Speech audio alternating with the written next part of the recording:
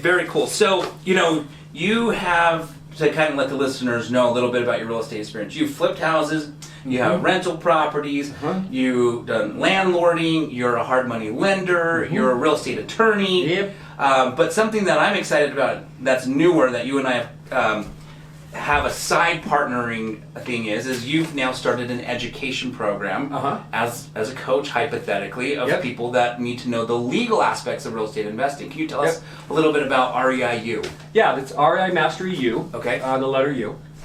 And it is... Which means university. Which stands for university, but you can't use that word. Exactly. The word university is a regulated term. Yes. So they would not let me use the word university, but they can't regulate a letter. Got it. Okay.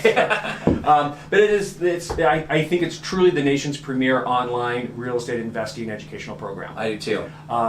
There's a ton of education out there. I've been through most of it, and I know who most of those guys are. And it's just and it's not necessarily the content. It's just an old school way of delivering it. Yeah. So I wanted to essentially jump into the 21st century, digitize it, make it all online, make it super simple, and make it more like a school program, a university school program. Right. So it's not just showing up at some event, listening to a speaker, and hoping to learn. And basically getting information like a fire hose. Like a fire hose, pushed into your face, and you walk out of there, and you only retained about 10% of it. Right.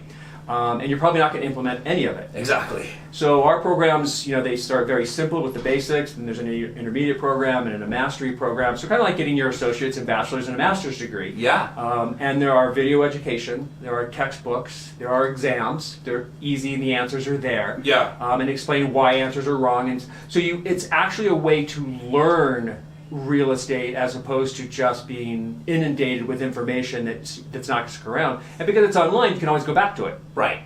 And refer to it. Exactly. So it's always there as your kind of personal coach. And then, of course, I do personal coaching as well on top of that. Absolutely. And what I love about having a personal coach who's also an attorney is you get to ask the legal questions is like, okay, I'm doing this creative financing strategy, and we're doing this and we're doing this. Jeff, is that even legal? Yeah. Am I going to get into trouble? Right, exactly. Right. And so not only are you getting this education from REI Mastery U, but you're getting it from an attorney, because like a lot of the education out there, not to saying it's not good, because there's a lot that is good, but they're from a standpoint of an investor who doesn't know law. And law, the legal aspect, oh my gosh, it's huge in real estate. Huge in real estate. So much of it's it's contract. Not something that people focus on. Right. And they should focus more on it. I totally agree. So how long is the program? Like if someone was to I'm going to dedicate my time, sure they could take forever, but if somebody wanted to realistically get through it, I don't know, a couple hours a night of studying, how long do you think it would take somebody? See, the rookie program, which is what we call it, is about 5 hours of video education. Oh, okay. And that you can get for as little as $99. Easy, yeah. Easy. The professional investor program is an additional about 8 hours, 7 to 8 hours of education. Okay. And then in our mastery program, that I do subject by subject. So if you want to be a master in creative financing, a master in self-direction, a master in partnering deals, these sort of things, then those are sort of add-ons to the others, and you can buy them a la carte. Yes, and that's huge because I've seen so many partnerships go south. Everything's great until the money starts to come disappear. In. Yeah, or go out. Or go out. One way or the other. When it comes to money, all bets are off. Yes, and all this verbal agreement that they thought they had with a shake of a hand, maybe even a contract that wasn't in detail. People will put things on writing. But they don't put everything in writing, and then a certain scenario happens that they didn't know what they didn't know to predict that this could happen. Right. That's what's so great about bouncing off to stuff to an attorney, because you've seen probably hypothetically you've seen probably anything that could happen bad, right? So I know we've had conversations where I'm talking to you about structuring a contract, and you're like, well, have you thought about this? I'm like, no, I haven't. Well, what should I write now? Yeah, exactly. And so that's what's so beautiful about your education, in my personal opinion. And you and I, we've teamed up on a side hustle where we now have a podcast called Deals A to Z. Yes. And what's we're really excited about. Yes. And for those of you who are interested, if you've ever thought about getting involved in flipping, we interview a bunch of a lot of them are friends, basically, that also fix and flip houses like us. And they come in and they talk about a deal from literally A to Z, how they found it, how they funded it, how they funded the renovations, what did they have to do to the renovations, what did that do to increase the value, what did they sell it for, you know, How they sold it. how they sold it, exactly, the marketing that they implemented.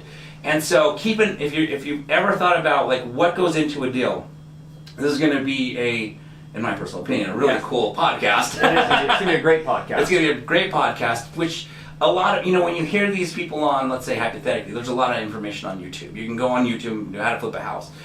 And most of what you're going to be shared with is, you know, the good stuff, but not necessarily the bad stuff, right? And so that's what's so great about these interviews is we're digging out from these everything, yeah. What went these wrong. aren't necessarily successful projects where they made a lot of money. Yeah. These are projects where they learned things. Right. And you can learn from others' mistakes. And and the nice thing about the real estate world is really no one's shy about telling others about their mistakes. That's right. It's like the one world where everyone's like, I screwed up. Yeah. Yeah. Exactly. And I lost money. Here's why. Oh yeah. And now you can avoid the same mistake. Yes. And we're really good about that. And the guests that we had on the show were really open and honest and able to talk about truly the things that either made the deal or what they learned from the deal. Exactly.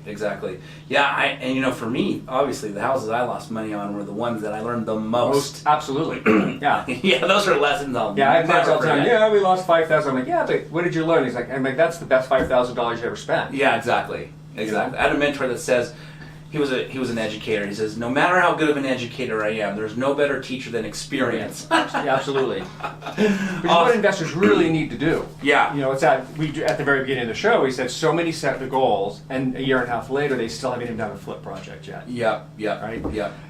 That's an accountability problem. Right, exactly. Not having that accountability partner, Right. or not being highly self-motivated, which I want to dissect into more. You said you're a highly self-motivated individual. Mm-hmm. I kind of consider myself a highly self-motivated person too. I want to dive into that. Before we do, we're going to jump to commercial, but I want to hear your secrets on how you stay self-motivated. So stay tuned, and we're going to take a commercial break right now.